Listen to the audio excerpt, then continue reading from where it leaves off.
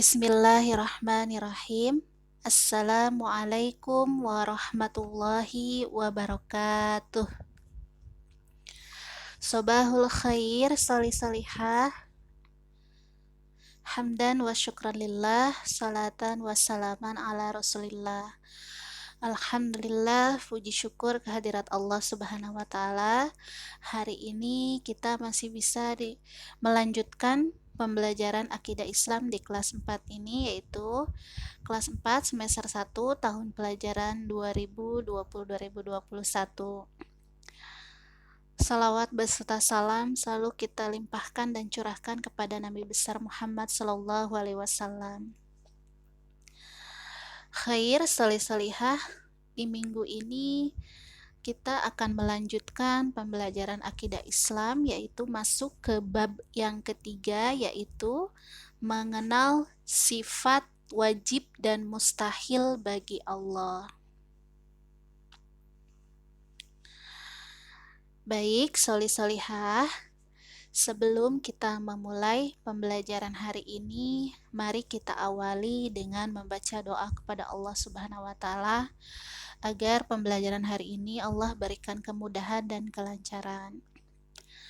Bismillahirrahmanirrahim. Rabbi zidni ilman warzuqni fahman. Ya Allah, berikanlah aku tambahan ilmu dan berikanlah aku pemahaman. Amin.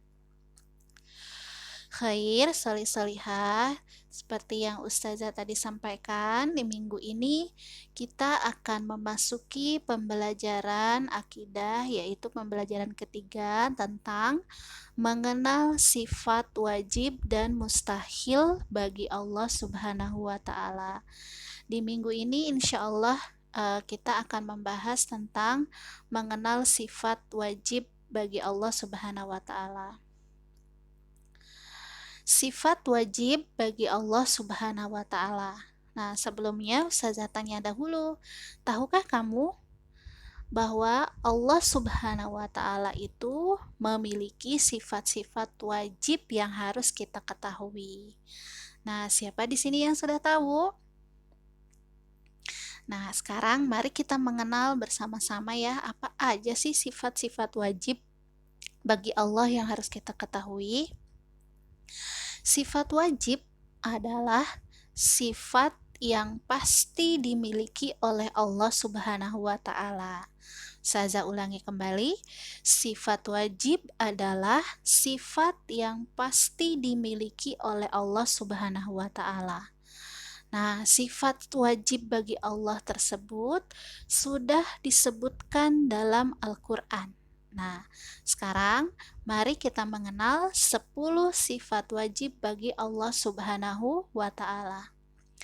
Yang pertama adalah wujud. Nah, yang pertama adalah wujud. Wujud artinya ada. Jadi Allah itu ada.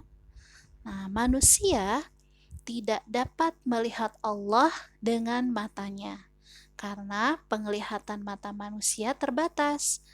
Akan tetapi, manusia dapat membuktikan keberadaan Allah dengan melihat ciptaannya. Contohnya seperti apa? Seperti langit, bumi, makhluk Allah, yaitu kita manusia, hewan, tumbuhan, dan seluruh isi bumi ini. Jadi, dengan kita meyakini bahwa Allah itu ada, yaitu dengan melihat ciptaan Allah. Nah, kalau kita melihat ciptaan Allah, kita harus yakin, oh berarti dengan adanya makhluk Allah ini, dengan adanya langit bumi ini, berarti Allah itu ada, walaupun tidak terlihat oleh mata manusia, ya. Itu adalah sifat wajib bagi Allah yang pertama. Lalu yang kedua, sifat wajib bagi Allah yang kedua adalah qidam. Nah, apa arti qidam? Qidam artinya terdahulu. Nah, qidam artinya terdahulu. Jadi Allah Subhanahu wa Ta'ala ada lebih dahulu dari semua makhluknya. Ya, jadi sebelum makhluk Allah itu ada semuanya, baik itu jin, malaikat, manusia, hewan, tumbuhan, Allah sudah ada terlebih dahulu. Ya, Allah yang maha menciptakan sesuatu, tidak ada sesuatu apapun sebelum Allah Subhanahu wa Ta'ala ada. Jadi, Allah tidak diciptakan oleh siapapun dan oleh apapun. Allah itu memiliki sifat wajib yaitu kidam, artinya terdahulu. Ya. Jadi kalau ada yang bilang bumi ini dulunya adalah zaman pertama kalinya zaman purba atau zaman dinosaurus. Nah, kita sebagai umat muslim atau yang meyakini kepada Allah, kita tidak boleh percaya itu, karena yang terdahulu itu, yang paling pertama dan terdahulu adalah Allah Subhanahu wa Ta'ala. Itu adalah sifat wajib bagi Allah dan kita harus meyakini itu, ya. Selanjutnya yang ketiga adalah baqa. Nah, apa itu arti dari baqa? Baqa artinya kekal. Allah kekal keberadaannya. Nah, setiap makhluk Allah, baik itu kita sebagai manusia, hewan, tumbuhan, bumi, dan langit, semuanya itu pasti akan menemukan ajalnya. Manusia, hewan, tumbuhan itu akan menemukan ajalnya, itu kematian. Bumi dan langit akan menemukan ajalnya, itu kehancuran. Akan habis semuanya nanti ketika hari kiamat. Nah, satu-satunya yang kekal dan abadi adalah Allah Subhanahu wa Ta'ala. Nah, itu adalah sifat wajib bagi Allah yang ketiga. Selanjutnya, sifat wajib bagi Allah yang keempat yaitu mukhalafatu lil hawadisi. Ya, Ustazah ulang, mukhalafatu lil hawadisi. Artinya berbeda dengan makhluknya. Jadi Allah berbeda dengan makhluknya. Allah berbeda dengan manusia, Allah berbeda dengan tumbuhan, Allah berbeda dengan hewan. Jadi Allah tidak sama dengan semua makhluknya. Ya, makanya Allah memiliki sifat mukhalafatu lil hawadis yang artinya berbeda dengan makhluknya. Oke, khair. Selanjutnya, sifat wajib bagi Allah yang kelima yaitu qiyamuhu binafsihi. Ya, Ustazah ulang, qiyamuhu binafsihi. Artinya Allah berdiri sendiri, ya. Allah Subhanahu wa Ta'ala tidak ada yang menciptakan. Allah berdiri sendiri. Allah tidak bergantung kepada yang lain. Jadi, ketika Allah menciptakan ciptaannya, Allah tidak memerlukan bantuan siapapun karena Allah Maha Kuasa atas segala sesuatu. Maha besar Allah, Allahu Akbar, ya. Jadi kita harus yakin bahwa Allah memiliki sifat wajib yaitu berdiri sendiri. Ya, Allah itu tidak perlu bantuan siapapun dalam menciptakan seluruh makhluknya dan seluruh isi bumi ini. Karena Allah Maha Kuasa atas segala sesuatu. Kayak khair, selanjutnya sifat wajib bagi Allah yang keenam yaitu wahdaniyat. Artinya esa. Nah, wahdaniyat artinya esa. Jadi Tuhan kita hanya ada satu atau esa, yaitu Allah Subhanahu wa Ta'ala. Tidak ada Tuhan yang lainnya selain Allah. Nah, seperti firman Allah dalam surah Al-Ikhlas, Qul huwallahu ahad. Katakanlah bahwa sesungguhnya Allah itu satu, ya kan? Atau esa. Ya, tidak ada Tuhan yang lainnya selain Allah. Jadi manusia hanya boleh menyembah kepada Allah karena sesungguhnya Allah adalah satu-satunya Tuhan manusia. Nah, maka Allah memiliki sifat wajib, yaitu wahdaniyat, yang artinya esa, dan kita harus meyakini itu ya. Yang ketujuh, kudrat. Jadi sifat Allah yang ketujuh yaitu kudrat. Apa itu kudrat? Artinya kuasa. Jadi Allah mempunyai kuasa atas segala sesuatu yang diinginkannya. Sekali lagi, Allah mempunyai kuasa atas segala sesuatu yang diinginkannya. Nah, contohnya, Allah memiliki kuasa atas mukjizat yang diberikan kepada para rasulnya. Misalnya seperti Nabi Musa. Allah berkuasa memberikan Nabi Musa mukjizat, yaitu bisa membelah lautan dengan tongkatnya. Ya, dan juga Allah memberikan memiliki kuasa memberikan mukjizat kepada Nabi Ibrahim tidak terbakar oleh api. Nah, itu kuasa Allah, ya. Jadi kita tidak boleh mengingkari itu. Kita harus meyakini dan mempercayainya bahwa Allah itu memiliki sifat wajib, yaitu kudrat, artinya kuasa. Allah berkuasa atas segala apapun yang diberikan kepada makhluknya. Selanjutnya, sifat wajib bagi Allah yang selanjutnya yaitu iradah. Apa itu iradah? Artinya berkehendak. Jadi, Allah Subhanahu wa Ta'ala berkehendak atas segala sesuatu yang diinginkan oleh Allah Subhanahu wa Ta'ala. Misalnya, jika Allah menghendaki sesuatu, maka Allah hanya berkata kun fayakun, jadilah, maka terjadi.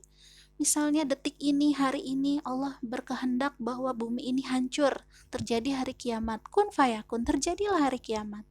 Ya, jadi Allah itu berkehendak atas segala sesuatu yang diinginkannya. Nah, itu adalah sifat wajib bagi Allah yang ke-8, yaitu iradah, yang artinya berkehendak. Selanjutnya ilmun atau ilmu ya. Artinya Allah memiliki pengetahuan dan kepandaian yang sempurna. Jadi Allah mengetahui segala sesuatu yang ada di alam semesta, baik yang tampak maupun tidak. Bahkan Allah itu mengetahui rahasia yang tersembunyi di hati manusia. Ya, mungkin di dunia ini tidak akan ada yang tahu apa isi hati kita, rahasia yang ada di hati kita, tapi Allah mengetahuinya. Karena Allah itu memiliki sifat ilmun, artinya memiliki pengetahuan dan kepandaian yang sempurna. Tidak ada yang sempurna selain Allah Subhanahu wa Ta'ala. Allah mengetahui segala sesuatu yang ada di alam semesta, baik yang terlihat maupun tidak terlihat. Bahkan tadi Allah mengetahui rahasia yang tersembunyi di dalam hati manusia.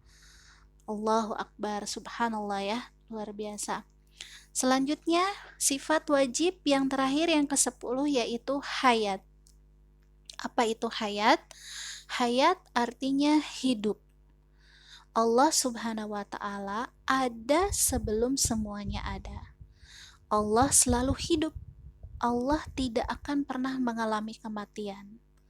Ya, ingat, Allah selalu hidup dan tidak akan pernah mengalami kematian. Yang akan mengalami kematian yaitu makhluk-makhluk Allah atau ciptaan Allah Subhanahu wa Ta'ala, seperti kita manusia. Tetapi Allah tidak akan pernah mengalami kematian. Allah selalu ada untuk mengurusi hamba-hambanya, mencukupi setiap kebutuhan hambanya, dan menjadikan hambanya tercukupi atas segala kebutuhannya.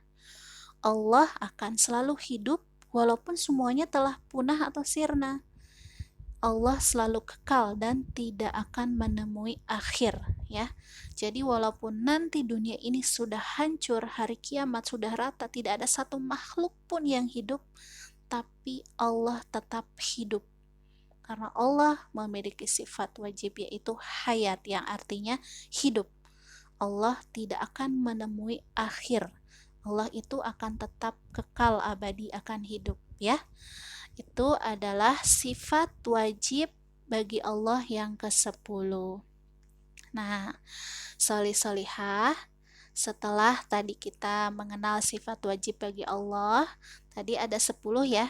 Nah, mari kita hafalkan kembali sifat wajib bagi Allah beserta artinya. Nah, untuk memudahkan ya, yang pertama tadi adalah wujud, artinya ada. Ya, kita ulangi. Yang pertama adalah wujud, artinya ada. Yang kedua, kidam, artinya terdahulu. Yang kedua, kidam, artinya terdahulu. Yang ketiga, baqa, artinya kekal.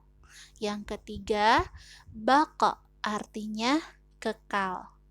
Yang keempat, mukhalafatu lil hawadisi, artinya berbeda dengan makhluknya. Yang keempat, mukhalafatu lil hawadisi, artinya berbeda dengan makhluknya. Yang kelima, qiyamuhu binafsihi, artinya berdiri sendiri. Yang kelima, qiyamuhu binafsihi, artinya berdiri sendiri. Yang keenam, wahdaniyat, artinya esa. Yang keenam, wahdaniyat, artinya esa. Yang ketujuh, kudrat, artinya kuasa. Yang ketujuh, kudrat, artinya kuasa. Yang kedelapan, iradah, artinya berkehendak. Yang kedelapan, iradah, artinya berkehendak. Yang kesembilan, ilmun, artinya Allah memiliki pengetahuan dan kepandaian yang sempurna.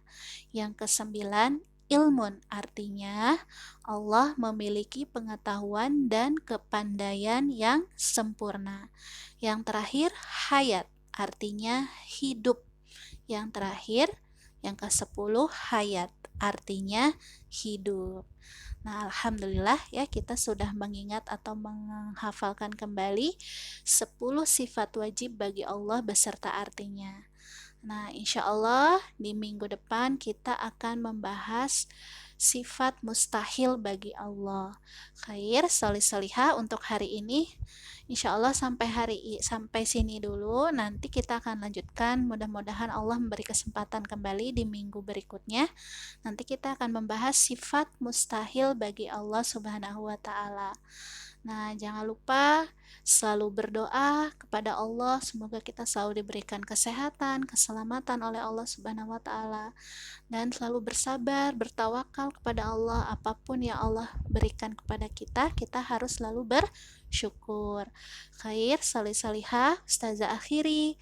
Wassalamualaikum warahmatullahi wabarakatuh.